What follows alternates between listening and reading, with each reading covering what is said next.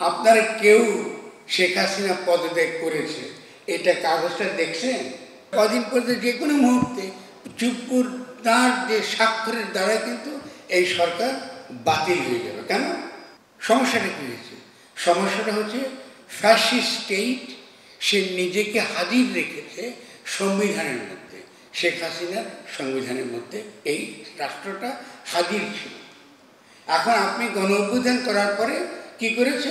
আপনি সেই সংবিধানের যিনি ফ্যাসিস্ট প্রেসিডেন্ট শেখ হাসিনা দ্বারা নিয়োজিত তার কাছে তাকে শপথ নিয়েছেন।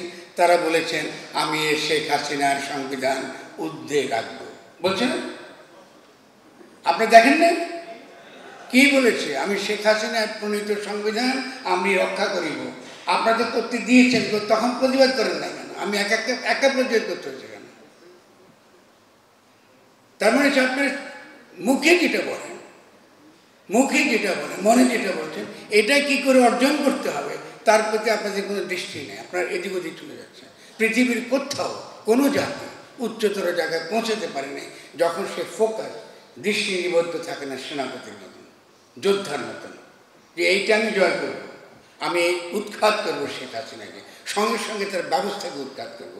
ও বইটি পালিয়েছে, আপনারা লাফালাফি শুরু হয়ে গেছে।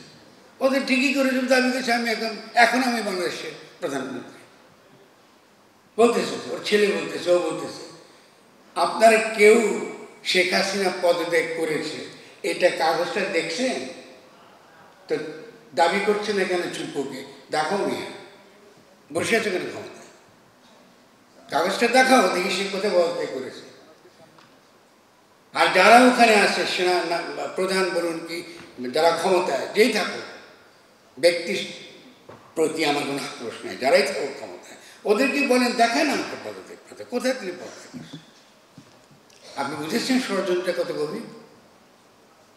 তাহলে এইটাই যদি আমরা না খেয়াল করি তাহলে কদিন পরে যে কোনো মুহূর্তে চুপ্পুর তাঁর যে স্বাক্ষরের দ্বারা কিন্তু এই সরকার বাতিল হয়ে যাবে। কেন? উনি কিন্তু এখনো প্রেসিডেন্ট, আর বাকিরা তাঁর উপদেষ্টা, চুপ্পুর উপদেষ্টা। তার তিনি ইচ্ছা করলে কিন্তু কলমের ক্ষেত্রে একদিনে ফেলে দিতে পারেন। যখনই তিনি মনে করবেন যে এটা করার মতো শক্তি সমাজে আছে, তিনি কিন্তু এটা করে দিতে পারবেন। এবং তাঁর যে শক্তির যারা ভিত্তি, তার মধ্যে প্রথম হচ্ছে পুলিশ। পুলিশে কি গেছে কাজে?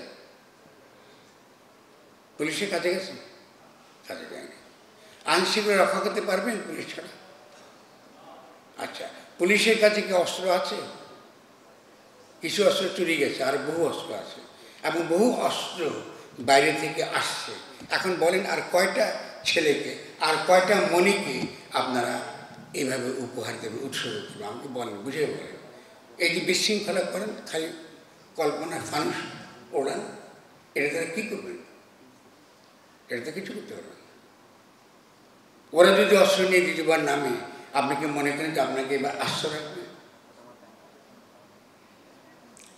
তাহলে আমাদের এবং আপনার শত্রু যারা পরিবেষ্টিত, আপনি দিল্লি পরিষ্কার বলছে যে আমরা বাংলাদেশের বিরুদ্ধে যুদ্ধ করার জন্য প্রস্তুত হচ্ছে, তারা প্রস্তুতির কথা বলছে, পাবলিকলি বলছে, গোপনে বলছে তা না। তাহলে বুঝতেছেন এগুলো ঘটনাটাকে একটু যথেষ্ট পরিমাণ জটিল। আবার শেখ হাসিনারই নিয়োজিত আমলারা মারপিট করতেছে একজন একজনের সঙ্গে, তারাই কিন্তু সব জনপ্রশাসনে শেখ হাসিনার ক্ষমতা প্রধান ভিত্তি ছিল।